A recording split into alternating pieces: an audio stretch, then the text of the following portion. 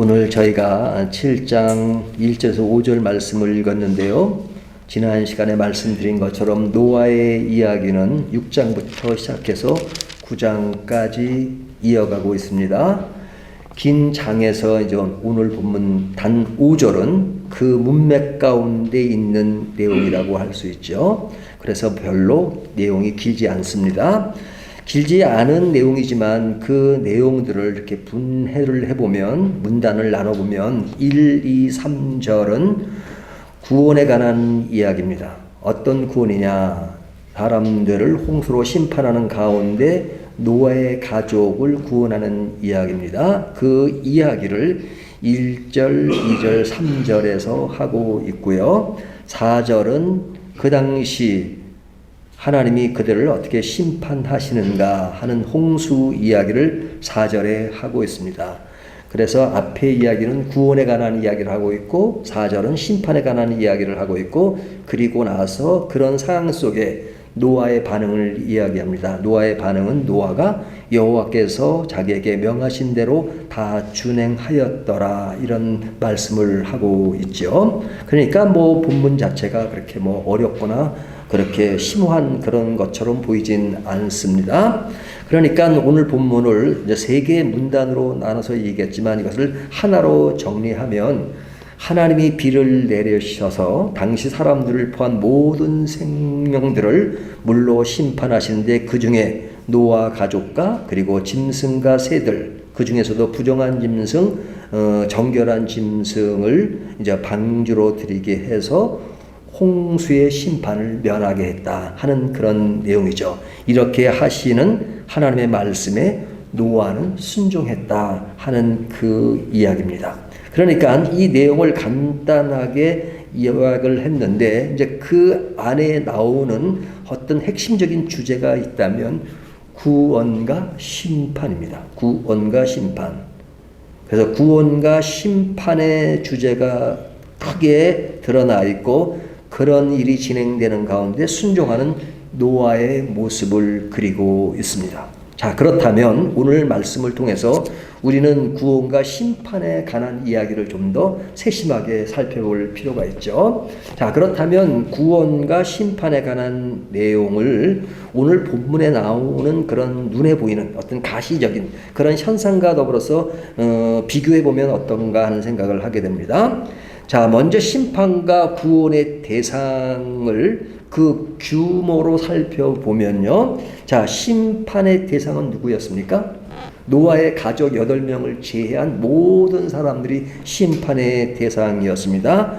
그러니까 그들의 그 규모를 숫자로 이야기한다면 그 당시 인구가 얼마나 됐을까? 그것은 알 수가 없죠. 성경에 그때는 몇 천만 또 몇억 이렇게 말하고 있지 않으니까 우리는 알 수가 없습니다. 물론 이제는 성경 학자들 중에는요, 이런 것들을 또 굉장히 좀 알고 싶어 해서 이런 것들을 나름대로 분석들을 많이 합니다. 그런데 분석하는 사람들의 이야기를 들어보면 그 당시 사람들은 굉장히 오래 살았잖아요. 거의 1000년 가까이 살았잖아요. 그러니까 1000년 가까이 살았다는 것은 1000년 동안 살면서 계속 이게 번성을 하고, 그리고 죽지는 않으니까. 그러니까 요즘은 이제 인구 조사라면 태어나는 사람들이 몇 사람, 죽는 사람들이 몇 사람에서 이렇게 이제 태어난 사람이 적다든지 많다든지 이렇게 따지잖아요. 하지만 그 당시에 어느 기간 동안은 죽는 사람이 거의 없는 겁니다. 예? 인간이 오래 사니까. 그러니까 인구가 계속 번성했어요. 예? 근데 이제 번성할 수 있는 기간도 지금은 짧은 몇 년이 이렇게 짧지만, 그 당시에 인간이 1000년 가까이 살았다는 것은 지금처럼 몇십 년 정도만 애를 낳을 수 있는 그런 기간이 아니잖아요. 그러니까 여기 보면 나이를 120세에 낳았고 몇 세에 낳고 몇 세에 낳고 하잖아요. 그러니까 인구가 그렇게 늘었다 하면 굉장히 많은 인구가 늘었을 것이다. 보통 사람들이 상상하는 것보다 굉장히 많은 숫자라고 추론하기도 합니다. 하지만 정확하게 알 수는 없지요. 그러나 분명한 사실은 인구가 많아졌다는 것이고, 그 많아진 사람들이 심판의 대상이었고 심판되었다는 것은 굉장히 많은 사람들이, 많은 사람이 아니라 8명을 제외한 모든 사람들이 심판의 대상이었고 심판을 받았다는 것이죠. 그러니까 그 규모로 따지면, 그 규모를 숫자로 따지면 말로 헤아릴 수 없는 많은 사람들이 죽었다는 것입니다. 그러니까 그들이 심판으로 죽은 그 사람과 살아남은 8명과 비교를 하면 뭐 비교가 안 될 정도죠. 뭐 이것이 10분의 1, 100분의 1, 1000분의 1, 만분의 1 정도 되는 게 아니니까 이것은 서로 비교 대상이 안 될 만큼 그 당시에 심판의 대상은 굉장히 컸고, 그리고 구원의 사람은 8명에 불과했다라는 것을 통해서 서로 비교가 되죠. 큰 것과 너무너무 작은 것이 비교가 됩니다. 이것이 이제 사람의 수로 말한다면 그런 심판이 이루어졌던 그 삶의 현장, 그것은 어떤 것이냐. 뭐 사람의 숫자를 말할 때 소수와 다수라고 말할 수 있는데 뭐 그럴 말할 정도도 아닐 만큼 대다수의 이야기인데요. 사실 장소의 크기는 구원의 그 모습으로, 구원의 그런 것을 이루기 위해서 방주를 예배했잖아요. 그러니까 방주의 크기와 그리고 심판을 당했던 방주 밖의 크기는 이것도 비교할 수 없는 것이죠. 지난주에 우리 백명원 성도님이 카톡에다가 이제 방주를 재현한 그런 것을 올렸는데요. 켄터키주에 있는 윌리엄스타운에 있는 테마파크에 그것이 이렇게 만들었습니다. 굉장히 돈을 많이 들어가지고 그것이 뭐 1억 불이 넘게 들었다니까요. 뭐 우리나라 돈으로 뭐 1억 불이면 얼마가 됩니까? 뭐 130억, 뭐 그보다 더 들었을지 모르죠. 그러니까 그런 돈을 들여서 재현을 했습니다.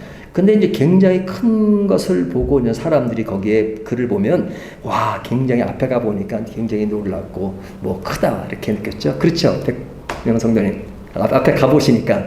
예. 저는 이제 그런 거 보면 그 내부 보니까 향기가 너무 좋았어요. 최고의 나무였어요.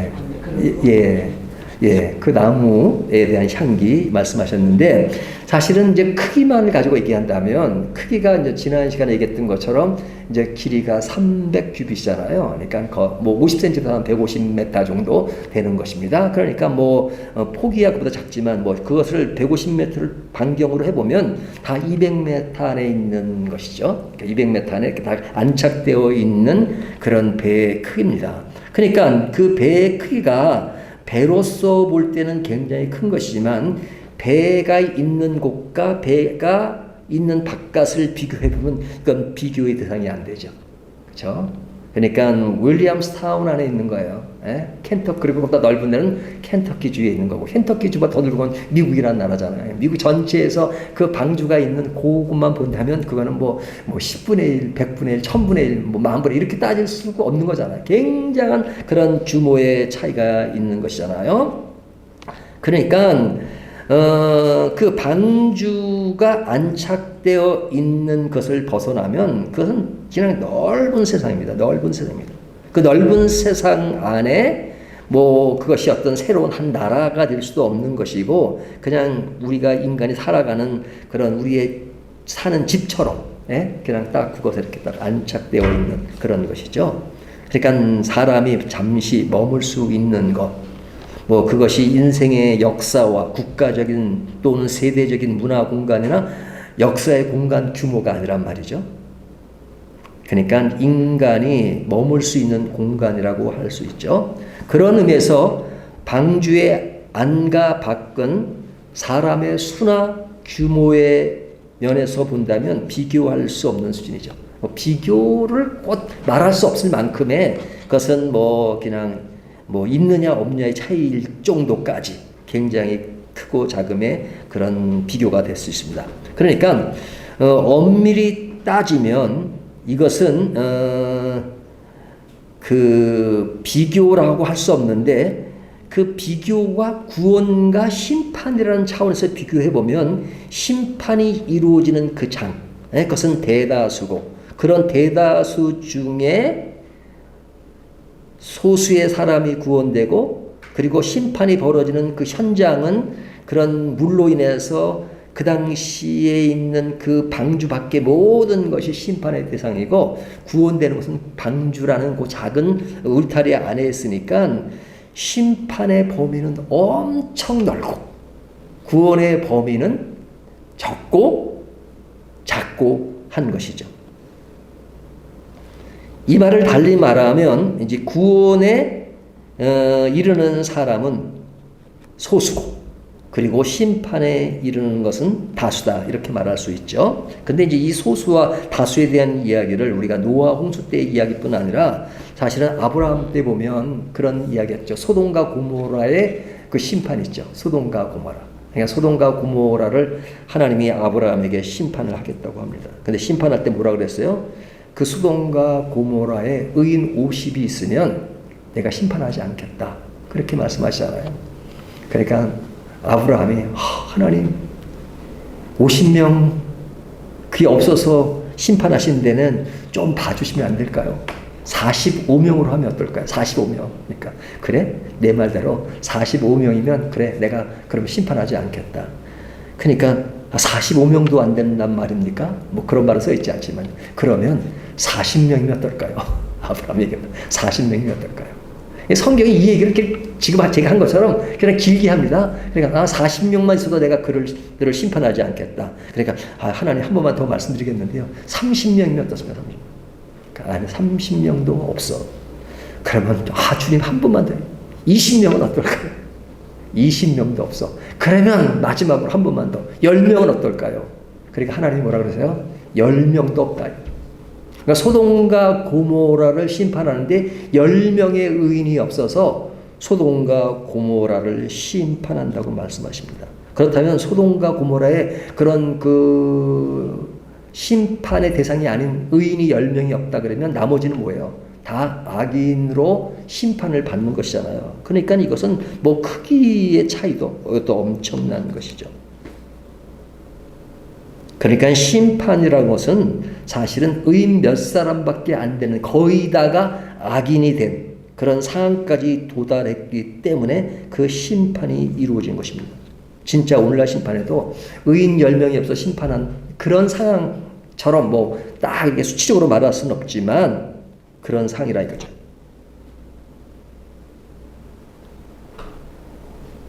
노아 시대 홍수의 심판은 아담 이후에 이어졌던 가인의 족보, 아담의 족보, 즉 셋의 족보가 있었잖아요. 근데 그 족보들이 계속 이어져서 인구들이 늘어났고, 그리고 그들이 더러 하나님의 사람과 사람의 딸로서 서로 결합되고, 그리고 세상을 이어가는 그런 종족들의 번식이 이루어졌는데, 그 종속들이 다 사라지고 다 심판을 받고 없어지는 이야기가 노아 홍수의 이야기죠. 완전히 하나님이 쓸어버리겠다. 쓸어버리신 겁니다. 그리고 남는 가족은 노아의 가족만 남아있으니까 사실은 그 전에 있었던 모든 사람들의 흐름이 사라져버리고 다시 노아의 가족부터 새롭게 시작되는 인류의 역사가 시작되는 것이죠. 그러니까 4절의 이야기는 한 절로 표현됐지만 굉장히 엄청난 것을 이야기하는 것입니다. 4절, 지금부터 7일이면 내가 40주야를 땅에 비를 내려 내가 지은 모든 생물을 지면에서 쓸어버리리라. 이 말은 완전히 그런 창조의 그것이 새롭게 변한다고도 과언이 아닐 정도로, 물론 재창조를 얘기할 때는 그리스도로 거듭나는 것을 재창조라 그러잖아요. 근데 이것은 뭐 재창조는 아니지만 그러나 그러한 같은 그런 지금까지 내려왔던 그 세대가, 그 세대의 그 길이가 얼마나 되겠어요? 1000년은 넘었을 거 아닙니까? 무드셀라가 969세 살았으니까 뭐 무드셀라도 뭐 아담 족보의 몇 대 후손이니까 그것까지 치면 그 어떤 하나님의 창조 1000년이라는 세월이 지난 동안 인구는 많이 늘었는데 그 인구의 종말이 왔으니까 완전히 이것은 역사의 핵을 긋는 그런 굉장히 중요한 사건이라고 볼 수 있죠. 이 심판으로 가인의 족보도 아담의 족보도 모두 사라지고 노아부터 다시 시작하는 종착지에 다가와 있는 것이죠. 이것이 오늘 본문에 드러나는 어떤 무서운 심판의 이야기입니다. 심판의 이야기. 그러면 구원이라는 것은 무엇인가요? 완전 죄로 뒤덮인 사람들과 삶의 현장에서 선택되는 것입니다. 선택되는 것입니다. 오늘 제목이요, 방주의 안과 닭 그렇게 했는데 제가 이제 이게 방송으로 나갈 때는 제목을 바꾸려고 합니다. 선택의 놀라운 가치. 오늘 본문이 강조하고 있는 것은 선택의 문제인데요. 자, 이 말은 지금 제가 자꾸만 그 규모와 사람의 수를 이야기한 이유가 뭐냐면 대다수의 사람들이 죽는 그런 것 중에서 반을 나눠서 이쪽은 심판, 이쪽은 구원이 아니라 아주 소수 사람, 그 많은 사람 중에 8명은 사실은 소수라고 할 만큼도 아니고 아주 극소수의 사람만 구원되었다는 것이 실감이 나십니까? 거의 다 사람들이 죽음으로 심판을 당하고 아주 극소수의 사람만 구원을 얻었다 하는 것이죠. 그러니까 이런 극소수의 사람이라면 우리는 극소수에 들어있는 것일까? 라는 그런 생각을 하죠. 우리는 구원받은 사람으로서 구원의 확신을 가지고 서로 구원의 감격과 기쁨을 얘기하기 때문에 우리들은 주변을 보면 다 구원 얻은 사람처럼 보이잖아요. 그래서 구원받은 사람이 소수란 말은 실감이 나지 않을 수가 없습니다. 근데 가만히 생각을 해보세요. 그 많은 것 중에 선택되었다는 것이 우리는 가볍게 생각할지 모르지만 남녀가 서로 만나 결혼을 하잖아요. 결혼을 해서 아이를 낳습니다. 그 아이를 낳을 때는 정자와 난자가 만나서 아이가 나는데요. 그 정자와 난자 결합해서 한 아이로 탄생할 수 있는 확률이 3억 분의 1이래요. 3억 분의 1. 그러면 여기 계신 분들은 다 3억 분의 1의 확률을 겪고 나서 태어나신 분들입니다. 그러니까 3억 분의 1을 통과해서 태어나신 분들이에요. 근데 우리들은 3억 분의 1이라는 것이 실감이 납니까? 태어났으니까 당연히 인간은 그냥 태어나다보다 생각하지만 태어나는 것이 3억 분의 1의 확률을 뚫고 태어났다는 것을 생각해 보면 야, 한 사람의 인간이 존재하는 것이 굉장히 어려운 것이었구나. 근데 그런 확률 3억 분의 1이라고 하면 저는 로또를 한 번도 사본 적은 없는데요. 로또 확률이 1등 될 확률이 얼마나 됩니까? 혹시 아신 분 계세요? 그래서 3억 분의 1까지는 안 되겠죠? 그러니까 굉장히 아주 힘든 선택입니다. 근데 제가 이제 수치적으로 얘기했지만 이 구원이라는 것이 어떤 수학적으로 수치적으로 몇 %가 구원이냐 이 말을 하려는 것이 아니라 사실은 강조하고 싶은 것이 로마서 3장 23절과 24절의 말씀처럼 모든 사람이 죄를 범하였으며 하나님의 영광에 이르지 못하나니 그리스도 예수 안에서 속량으로 말미암아 하나님의 은혜로 값없이 의롭다 하심을 얻은 자 되었느니라. 누가? 하나님의 택한 백성들은 어떻게 됐어요? 모든 사람이 죄를 범하였으며 이 로마서가 말하는 것은 이게 그 많은 사람 중에 8명을 제외한 그렇게 말하는 게 아니고 모든 사람입니다. 모든 사람이 죄를 범하였으며 그러니까 지금 구약의 노아 방주의 이야기는 모든 사람이 다 심판의 대상이었고 그 중에서 노아 8사람으로 얘기하지만 그러나 원론적으로 얘기할 때는 모든 사람이 다 죄인이다. 모든 사람이 죄인이다. 그러니까 모든 사람이 다 죄인이라는 것은 뭐냐면 모든 사람이 다 심판의 대상인 것이죠. 모든 사람이. 그러니까 제가 이 지금까지 그런 심판과 구원의 수치를 가지고 규모를 이야기한 것은 사실은 이 얘기를 하고 싶어서 그런 겁니다. 사실은 이렇게 인간적으로 비교 분석한 것이지 실제로 죄인은 누구냐? 한 사람도 예외 없이 모든 사람이 죄인이라는 거예요. 모든 사람.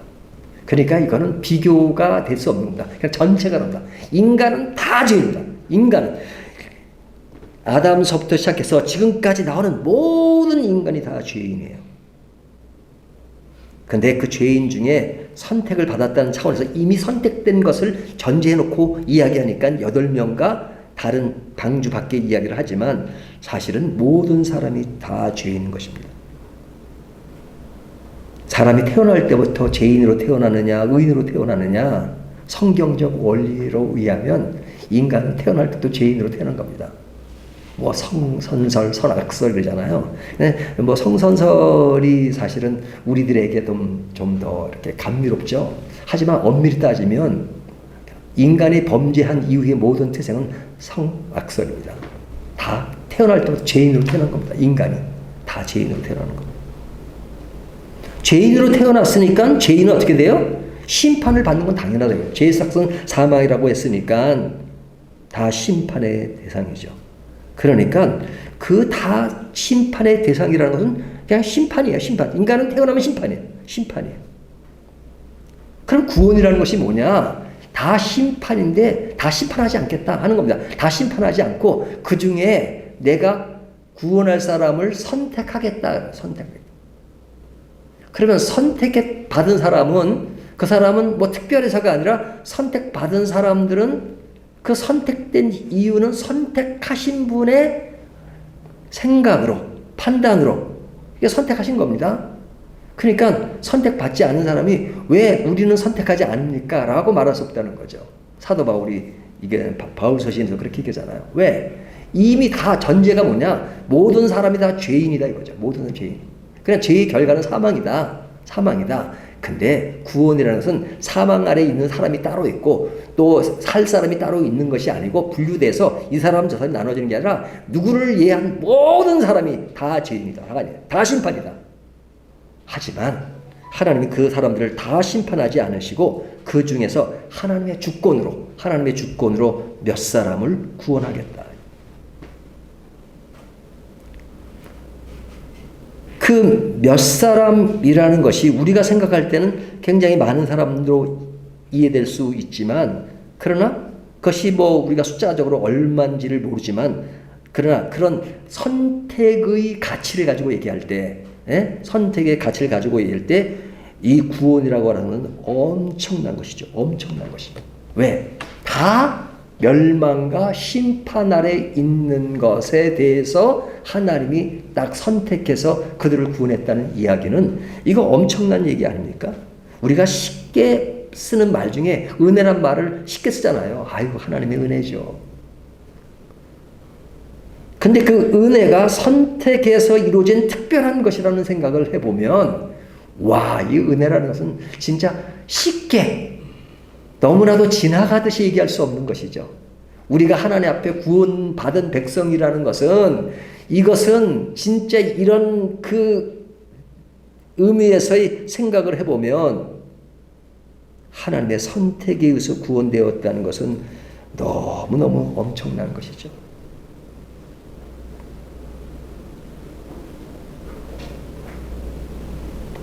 그래서 그런 엄청난 것들을 노아의 방주의 이야기를 통해서 우리에게 들려주는 겁니다. 그러면 노아의 구원은 어떤 것인가? 이제 그런 우리가 구원과 심판의 맥락에서 이제 그렇게 실제 이루어지는 그 노아의 사건을 통해서 우리가 좀 더 그것을 좀 드라마틱하게 살펴본다고 하면 구원이라는 것이 뭐냐? 한마디로 이야기하면 이겁니다. 7장 1절에 보면요. 여호와께서 노아에게 이르시되 너와 내 온 집은 방주로 들어가라. 자, 구원이 뭐예요? 구원이 뭐예요? 방주로 들어가라. 이것이 구원입니다. 많은 사람들이 있어요. 많은 사람들이 있어요. 엄청나게 많은 사람이 있어요. 근데 그 방주에 들어가는 건 누구예요? 너와 내 가족. 그렇죠? 그래서 우리가 그 사람들의 숫자가 8명이라는 나중에 보면 알 수 있어요. 여호와께서 노아에게 이르시되 너와 내 온 집은 방주로 들어가라. 이 세대에서 내가 내 앞에 의로움을 내가 보았음이니라. 이렇게 말씀하시죠. 그러니까 구원이란 뭐냐? 다른 게 아닙니다. 방주로 들어가라는 것입니다. 그것은 하나님이 이 세대에서 내가 내 앞에 의로움을 내가 보았음이라 하십니다. 여기 보면 강조점이 무엇입니까? 내가라는 말이 있습니다. 여기 다시 자세히 보면요. 너와 내 온 집은 방주로 들어가라. 이 세대에서 내가 내 앞에, 내 앞은 누구예요? 하나님 앞에 의로움을 내가 보았습니다. 누가 보았다는 거예요? 내가라는 건 하나님이시죠. 하나님이 보았고 하나님이 너는 내 앞에서 의로운 자다 이렇게 말씀하시는 것이죠. 그러니까 그 의로움을 누가 인정하는 겁니까? 하나님이 인정하는 겁니다. 노아가 하나님, 여기 사람들은 다 악한 사람인데 나만 의인이죠. 그렇죠? 나만 의인? 그렇게 말하는 게 아닙니다. 지금 하나님이 보실 때 노아를 의롭게 보신 겁니다. 의롭게 보신 것입니다. 그러니까 여기에 강조되고 있는 것은 하나님이십니다. 이 세대에서 내가 내 앞에 의로움을 내가 보았느니라. 그러면 여기에 의로움이라는 것은 뭐냐? 당시의 사람들과의 어떤 상대적 개념이기도 하지만 하나님이 보시는 의로움의 기준에서 말씀하시는 겁니다. 하나님이 보시는 의로움의 기준. 그 의로움의 기준이 뭡니까? 지난 시간에 얘기했던 것처럼 하나님과 동행하는 것입니다. 하나님과 동행하는 것입니다. 그러니까 동행이라는 것은 뭐예요? 하나님과 커뮤니케이션이에요. 그러니까 이 말은 뭐냐면 다시 좀 쉽게 얘기하면 자, 구원은 어떻게 이루어지느냐? 의로운 자가 구원을 받는 거예요. 의로운 자. 근데 의로운 자는 어떤 사람이 의로운 것이냐? 뭐 도덕적으로 윤리적으로 좀 깨끗한 사람. 근데 그렇게 따지면요. 의로운 사람 없어요. 왜? 윤리적으로 완전 100% 율법 지킨 사람이 없기 때문에. 근데 의로운 자는 뭐냐? 조금 우리 식으로 얘기하면 하나님과 친한 자예요. 하나님과 친하게 지내는 자. 그러니까 하나님과 친하게 지내면 구원받아요.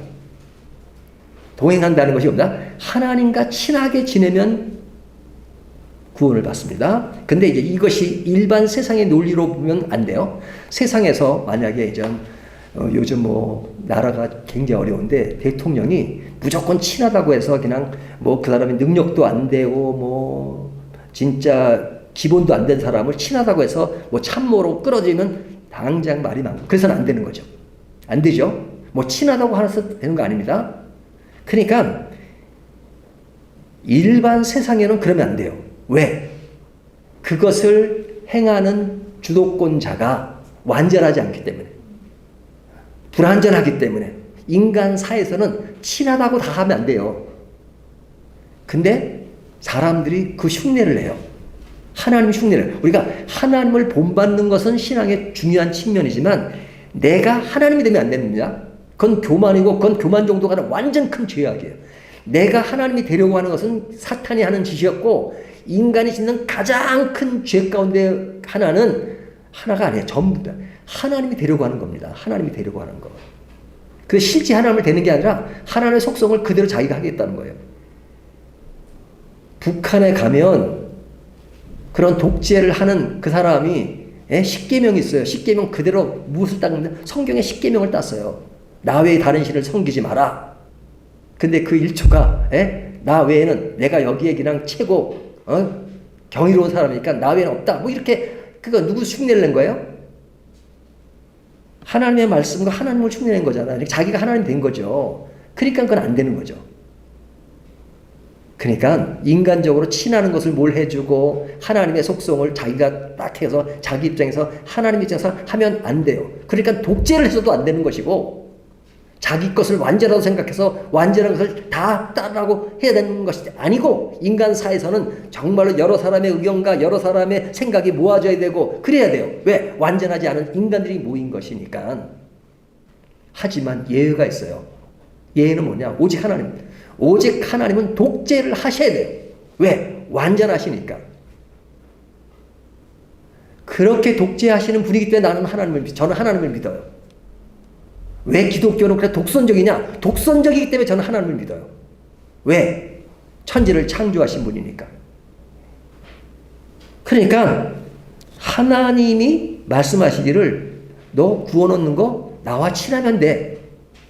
나와 친한 것은 네가 부족하고 연약하고 그래도 나와 친하면 돼. 친하니까 서로 얘기도 주고 나누고 하는 것이죠. 그러니까 하나님은 독재하셔야만 되고요. 또 하실 수밖에 없어요. 왜? 완전하시니까. 그 완전하시기 때문에 그 완전은 어떤 완전이냐? 선을 행하시는 완전함. 그렇기 때문에 이런 세상의 독재자들이 하는 것과는 다른 것이죠. 근데 하나님이 노아를 의롭게 보셨다는 것은 뭐냐? 하나님과 친하다는 거예요. 내가 너와 친하니까 내가 너를 구원하겠다 이거죠. 그러면 왜 사람들이 왜 노아만 친합니까? 나랑은 친하지 않고. 너희가 나랑 친하려고 했어. 동행하지 않았잖아. 내가 그렇게 나와 동행할 수 있는, 친할 수 있는 기회를 많이 줬음에도 불구하고 너희가 친하지 않으니까. 그래서 너희를 악하다고 하는 거야. 나랑 친하려고 내가 너희들에게 많은 손을 펼치고 해서 너희들이 다가오지 않고 친하려고 하지 않고 너희들이 뭐 그냥 하고 그러니까 너희가 그게 악한 거야. 하지만 노아는 나랑 친하고 그리고 친한 곳에 늘 가까이서 그랬어. 그러니까 오늘 본문의 말씀을 보면 이러잖아. 여호와께서 노아에게 이르시되 말씀하시는 겁니다. 너와 내 온 집은 방주로 들어가라 명령하시잖아요. 말씀하시잖아요. 뒤에도 보면 너는 데려오며 이렇게 하라 이렇게 하라. 그리고 제일 마지막에 노아가 여호와께서 자기에게 명하신 대로 다 준행하니라. 친하니까 친하신 분이 말씀하시면 친한 분의 말씀에 동조하고 동행하고 따르고 그것이 하나님이 노아를 의롭게 보신 겁니다. 그러니까 구원이라는 것이 다른 게 아니에요. 하나님과 친해지는 겁니다. 구원은 그냥 믿는다는 말 한마디로 하면 되는 거 아닙니까? 근데 실제로 생활이 친해지는 것이 아니에요. 하나님과 얘기하고 대하고 기도하고 말씀 보고 하는 것이 아니라면 그것이 진짜 진실일까? 아니면 우리들이 짜놓은 그런 교리적인 것들을 남용해서 그렇게 생각하는 것일까 하는 생각을 할 때가 많잖아요. 물론 그것도 하나님만 아실 일이지만. 그러니까 하나님이 친한 사람이 구원의 대상인 것입니다. 근데 그 순종의 그 길, 그것은 참 무의미하게 보이죠. 뭐 얘기했지만 방주를 만드는 과정도 보면 사람들이 볼 때는 진짜 무의미하잖아요. 산에다가 방주를 짓고 그리고 가족을 데리고 방주로 들어가라 하는 것도 당시 심판이 이루어지기 전에는 그 방주로 들어가는 것 그거 참 멋진데 관광 가나 그렇게 생각하겠어요. 지금 다 그냥 사람들은 뭐 즐겁고 재밌고 막 지내는 그런 그 상황입니다. 그런 그릇된 문화 속에서 죄를 짓는 인간들이 근데 그들에게 하나님은 너희들은 노아 방주로 들어가라. 너 방주로 들어가라 그래. 방주로 들어가라. 방주로 들어가는 넓은 세계에서 그냥 좁은 공간으로 들어가는 겁니다. 물론 노아 방주 자체는 크지만 그러나 세상과 비교하면 굉장히 작은 곳이잖아요. 근데 그 방주 안에 또 하나님이 명령하십니다. 정결한 짐승과 부정한 짐승 공중의 새를 데리고 오라. 뭐 정결한 짐승은 7쌍, 부정한 짐승은 1쌍, 두 마리니까요. 부정한 짐승이니까 이건 부정하다 이게 아니라 이게 음식과 관련해서 부정하다 정결한 말이에요. 먹는 음식, 먹지 않는 음식 그 당시에 율법적 기준에서 그런 겁니다. 그러니까 이 방주에 들어간다는 것은 넓은 세계에서 좁은 공간으로 들어가는 것입니다. 방주에 들어간다는 것은 많은 사람들 중에서 소수의 사람만 들어가는 것이니까 그들과 분리되는 것입니다. 확 트인 곳에서 어둡고 답답한 공간으로 들어가는 것 같습니다. 근데 일단 들어가면 그 배는 어떻게 되는 겁니까? 그 배는, 방주는. 여러분, 방주에 그 재현된 거 가보셨지만 그 배가 일반 배와 다른 것이 뭡니까? 다른 거 3가지만 한번 얘기해 보십시오. 뭐지? 일부러 얘기하지 마시고 그냥 속으로 얘기하십시오. 자, 노아의 방주가 일반 배와 다른 3가지, 뭐 3가지 이상 있겠지만, 그러나 큰 것을 먼저 하나 얘기하면 동력이 없어요. 동력. 배가 가려면 뭐가 있어야 돼요? 그 배를 움직이려면 동력이 있어야 되잖아요. 기름을 넣고. 뭐 옛날 식으로 하면 뭐 석탄을 떼든지 뭐 하든지 동력이 있어야 돼. 그럼 뭐 이렇게 돌아가야 되잖아요. 뭐가 돌아. 근데 노아 방주는요. 이게 운전하는 키가 없어요. 이게 방향을 하면 배 뒤에 키가 있어야 되잖아요. 노아 방주는 그거 없어요. 키도 없고 뭐 그 키가 없으니까 당연히 이거 운전대도 없죠. 그리고 움직일 수 있는 그런 엔진 장치가 전혀 없어요. 뭐 엔진이 없으면 뭐 예를 들면은 뭐 바람에서 가는 돛담배 그것도 없어요. 아무것도 없어요. 아무것도 없어요. 그러니까 엄밀한 의미에서 그건 배라고 할 수도 없어요. 그냥 물에 떠 있는 수준이죠. 떠 있는 수준이죠. 그렇잖아요. 우리가 옛날에 보면 우리나라가 어렵게 살 때는 목욕탕집이 없으니까 큰 대야가 큰 거 뭡니까? 빨간 거 있죠, 빨간 거. 빨간 통. 예? 거기다 물어서 목욕탕 그랬잖아요. 그거 빨간 통을 물에 띄워놓으면요, 물에 떠요. 예? 어려울 때는 파도가 없는 곳에는 그거 타면 강 건너갈 수 있어요. 옛날에 그 강 같은 거 건널 때 그거 타고 건너는 사람도 있어요. 예? 큰 바다. 예? 이런 거 큰 거. 그거 타가지고 이렇게 해가지고 가요. 그거나 노아 방주 다를 게 뭐 있습니까? 예? 그 큰 대야가 동력이 없듯이 노아 방주도 크기만 하지 동력은 전혀 없는 것입니다. 방향키도 없고, 그 다음에 바깥을 내다볼 수 있는 창문도 없어요. 창문은 하늘을 볼게 위에 창문이죠. 위에 위쪽에. 예? 이게 뭐 바깥을 내다보고 그런 건 완전 막혀 있어요. 그리고 그 방주를 보면 문을 닫으시고 여시면서 하나님이 닫았다 열었다 그렇게 말씀하시고 있어요. 그러니까 그 방주 안에 들어가면 완전 갇힌 겁니다. 그리고 이제 동력이 없으니까 이제 물이 찰 때까지는 그냥 그 자리에 그대로 있는 겁니다. 근데 이제 40주야 동안 비가 와가지고 결국 산 있는 것보다 높여서 방주가 떴어요. 그러면 그 뜬 배는 어떻게 됩니까? 가고 싶은 대로 갈 수가 없어요. 왜? 이게 뭐 조종하는 키가 없으니까. 그러니까 그냥 물 위에 떠 있는 겁니다. 근데 이제 그것이 이제 물에 떴다가 이제 산을 높은 데서 떴는데 이제 40주야가 지난 다음에 물이 가라앉잖아요. 점점. 가라앉는 시간이 얼마나 걸려요? 1년 걸려요. 1년 동안 물이 점점 내려오는데 내려올 때는 어떻게 합니까? 이제 육지가 나타나잖아요. 산도 나타나고. 그러면 이것이 가다가 부딪힐 수도 있고 다 그러잖아요. 그러니까 방주라고 하는 것은 인간이 어떻게 조종할 수 있는 것이 전혀 없는 것입니다. 바라볼 수 있는 것은 하늘을 바라볼 수 있는 것. 그러니까 인간이 조종할 수 있는 아무것도 없습니다. 그러니까 배라고 하지만 모형에 불과해요. 모형에. 자동차가 있는데 동력이 없은 자동차는 뭐예요? 모형이죠. 모형. 방주가 그런 것입니다. 자, 근데 하나님이 그 방주로 들어가라는 것이 뭐라 그랬어요? 구원이라 그랬잖아요. 구원. 그러니까 하나님이 우리에게 구원한다 하는 방주로 들어간다. 그 방주에 들어가면 뭐가 없느냐? 우리가 기대하는 것은 동력도 있고 내가 마음대로 조정할 수 있고 마음대로 바라볼 수 있고 그리고 마음대로 활동할 수 있는 그런 큰 현장으로 생각하지만 그것은 닫혀 있는 것입니다. 근데 그것을 구원이라 그래요. 그렇다면 방주가 의미하는 것은 무엇일까요? 구원의 방주는 하나님에 의해서 지어졌고 하나님에 의해서 들어가는 것입니다. 그 들어가면 그것을 움직이는 것은 사람이 아니라 하나님이 움직이신 겁니다.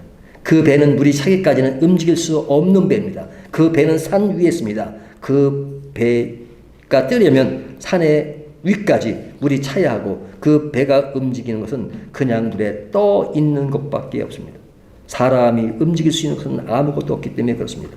근데 그런 기간이 1년 동안 그랬잖아요. 그 1년 동안은 누구에 의해서 움직여요? 배가? 하나님의 인도함으로. 하나님이 움직이신 대로. 하나님. 인간은 전혀 손쓸 수가 없어요. 그러니까 방주에 들어간 사람은 심판으로부터 구원 얻었지만 그 안에서 해야 될 일은 전적으로 하나님만 의지하는 것입니다. 하나님만 바라보는 것입니다. 하나님만 생각하는 것입니다. 내 인생의 모든 것을 하나님께 다 맡기는 것입니다. 노아의 가족은 1년이 되어 땅에 정착할 때까지 그는 그 안에서 오직 하나님이 하시는 일에만 그냥 기다리고 바라보고 해야 되는 것입니다. 이것을 보면 이것은 진짜 너무 답답한 일이 아니겠는가? 그렇죠. 그러나 사실은 따지고 보면 구원이라고 하는 것은 방주로 지금 보여지는 그림원으로 얘기했지만 사실은 우리가 구원이라고 하는 것은 완전히 노아 가족들이 방주에 들어간 것처럼 하나님의 방주에 들어가는 것입니다. 방주에 들어가는. 그러면 그때부터는 모든 것을 누가 움직이시는 거예요? 하나님의 움직임대로 따라가는 것입니다. 그러니까 하나님의 움직임대로 따라간다는 것이 뭐냐? 구원이에요. 인간은 움직일 수 없지만 하나님은 그 홍수 속에서 그들을 보호하셨어요. 그들을 살리셨어요. 그들을 죽이지 않으셨어요. 그리고 그들에게 1년이 지난 다음에 넓은 광야, 넓은 땅을 부여하셨어요. 그리고 그들에게 새로운 세계를 시작하도록 만드셨어요. 그것이 구원인 것입니다. 그들에게 일어난 일을 우리에게 보여주는 교훈은 무엇입니까? 구원이 바로 이런 것이라는 것입니다. 방주에 들어가는 것. 그리고 방주의 삶이라는 것은 제한된 공간이지만 그러나 그것은 제한된 공간이 아니라 그 속에서 하나님과 너무너무 긴밀하게 만들고 모든 것을 하나님께 의존하고 하나님만 믿어야지만 살 수 있다는 것, 이것이 구원의 진정한 가치입니다. 그 진정한 가치를 위해서 하나님은 작은 공간의 방주로 들이시고 선택하시고 그리고 많은 사람들이 죽고 많은 황량한 그 세계가 넓은 그 속에서 그 작은 공간 안에서 그들을 살리신 것입니다. 살리시고 그리고 그 다음 단계로 가게 만드시는 것, 그것이 salvation, 구원입니다. 그 구원은 그런 선택에 의해서 이루어진 것입니다. 그 선택에 우리가 있고 지금 여러분이 계십니다. 얼마나 감사한 일입니까? 이 감사를 다시 한번 새기면서 구원과 선택이 얼마나 놀라운 일인가. 그래서 우리가 지금 살아가는 곳에 하나님의 인도하심을 받고 산다는 것은 결국 우리들을 억압하고 구박하고 제한하는 것이 아니라 하나님 안에서 주는 자유와 해방과 그리고 큰 기쁨, 큰 감사, 그리고 놀라운 하나님 나라 세계 속에 사는 놀라운 일이라는 것을 믿고 오늘도 이렇게 해주신 하나님의 은혜에 감사하는 저와 여러분이 되시기를 주님의 이름으로 축원합니다.